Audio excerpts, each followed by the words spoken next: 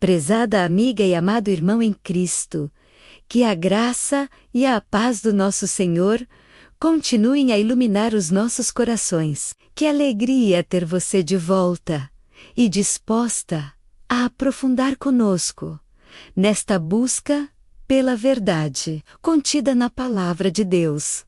A história da origem da raça negra à luz da Bíblia é mais do que uma narrativa de família. É um poderoso testemunho de como as Escrituras podem ser terrivelmente mal interpretadas para justificar a iniquidade humana. Eu sei que este tema pode trazer à tona verdades desconfortáveis, mas a luz de Cristo nos chama à coragem. Por isso, reitero, fique comigo até o final, pois a revelação que nos liberta da mentira está por vir, e o seu apoio é fundamental para que esta mensagem se espalhe. Não se esqueça de se inscrever, para que esta voz de verdade alcance mais corações. Vamos retomar a nossa história, que se desenrola no livro de Gênesis, com Noé e seus 3 filhos,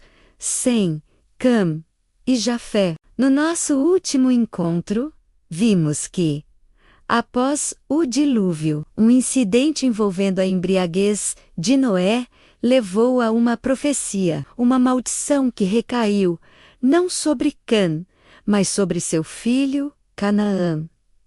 A profecia dizia que Canaã seria servo de seus irmãos. Agora, o verdadeiro cerne desta discussão, o ponto onde a história toma um rumo sombrio, não está na Bíblia em si, mas na sua distorção histórica. E aqui, meus irmãos, precisamos olhar com sobriedade para um período tenebroso da história humana. A Bíblia foi instrumentalizada a partir dos séculos XV e XVI, quando o terrível tráfico de escravos africanos se intensificou.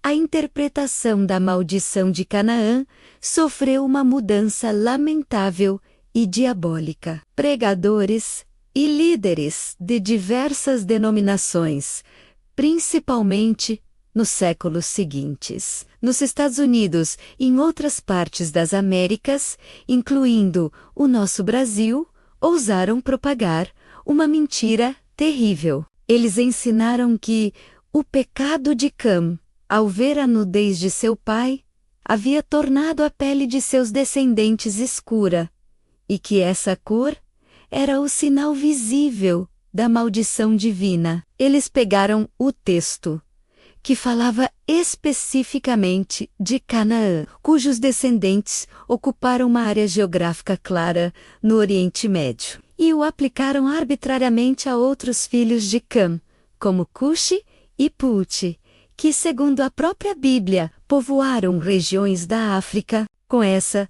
falsificação teológica, eles alegaram que a escravidão dos povos africanos era o cumprimento do destino bíblico, a vontade de Deus.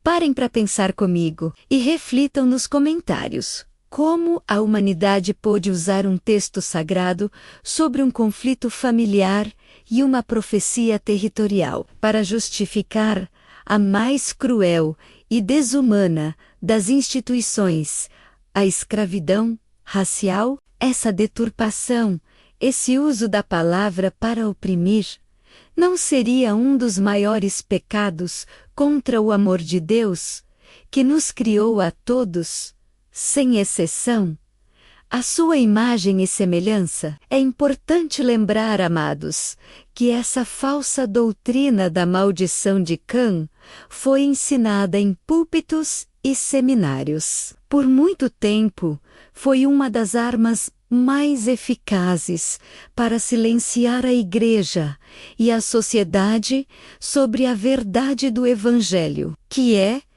libertadora. Não houve uma ocultação direta de uma passagem bíblica, mas algo talvez pior: a imposição de uma interpretação abertamente racista e mentirosa. E o que foi realmente reprimido e ocultado, na verdade, foi o papel fundamental e glorioso dos africanos e dos povos de pele escura na própria fundação da fé cristã. A mesma Bíblia que foi torcida para escravizar é a que nos apresenta heróis de fé, que muitos líderes daquela época preferiram ignorar, pois a presença deles destruía a narrativa racista. Vamos conhecer alguns deles. A esposa de Moisés, Zípora, conforme lemos em Números, capítulo 12, versículo 1,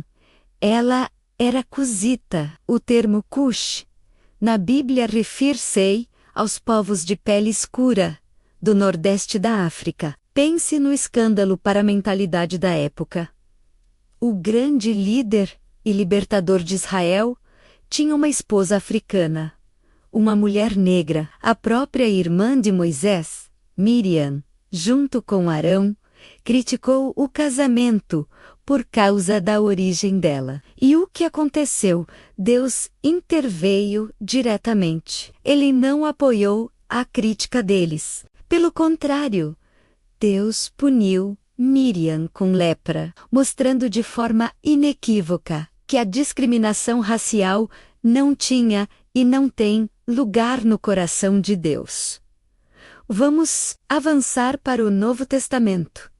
Simão Cireneu, em Marcos capítulo 15, versículo 21. Lemos sobre o homem que ajudou Jesus a carregar a cruz, no seu momento mais frágil e doloroso. Simão era de Cirene, uma cidade importante no norte da África, na atual Líbia. Um homem negro, de uma terra africana, foi o único, no meio daquela multidão hostil, a compartilhar fisicamente o fardo do Calvário com o nosso Mestre. Não é poderoso e emocionante pensar que, no maior ato de redenção da história humana, um africano estava lá, ombro a ombro com Cristo, ajudando a levar o peso do nosso pecado?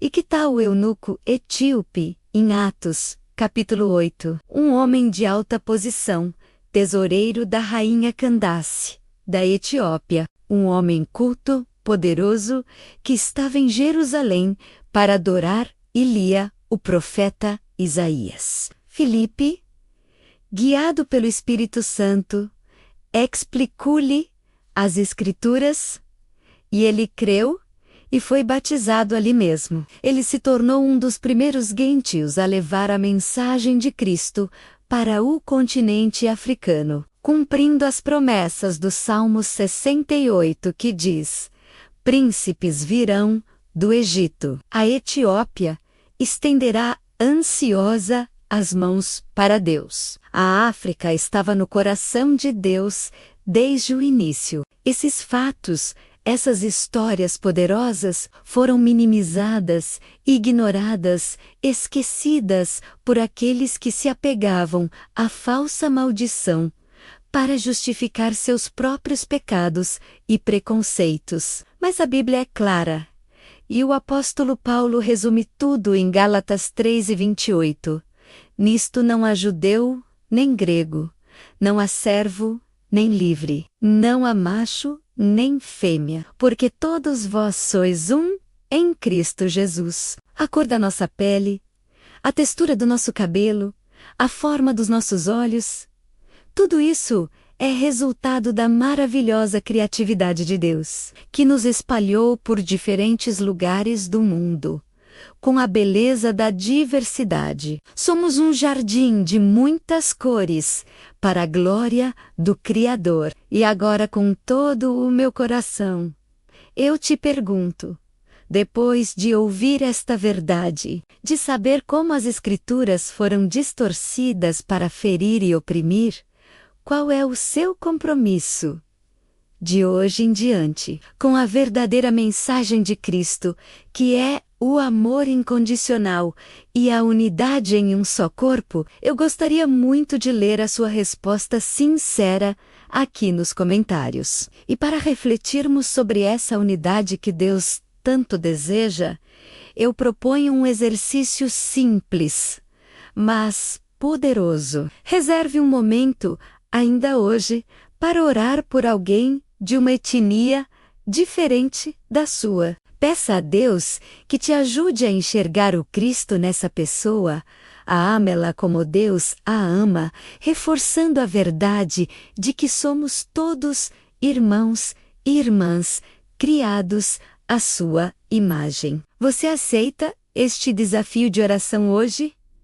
Responda, eu aceito nos comentários. Meus amados, muito obrigada por caminharem comigo nesta jornada em busca da verdade. Cada um de vocês que nos ouve é uma bênção imensa. Lembrem-se sempre que a fé verdadeira nos liberta das mentiras do mundo. O carinho e a união da nossa comunidade são a prova viva de que o amor de Deus vence toda e qualquer divisão. Eu quero ler todos os seus comentários, suas reflexões e, se houver dúvidas, trazer a luz da palavra para respondê-las. Eu me comprometo a responder a cada um de vocês nas próximas 24 horas. E para fechar este nosso momento, reafirmo o nosso convite. A Bíblia está cheia de outras figuras importantes. Gostaríamos de explorar na próxima parte, mais a fundo, a vida e o legado destes e de outros personagens negros na Bíblia, mostrando como eles foram cruciais na história da salvação. Digam-me com entusiasmo, vocês querem a parte 2 desta jornada de conhecimento e fé? Deixem sua resposta e o seu amém. Que a paz do Senhor, que excede todo entendimento, guarde o seu coração e a sua mente em Cristo Jesus. Amém.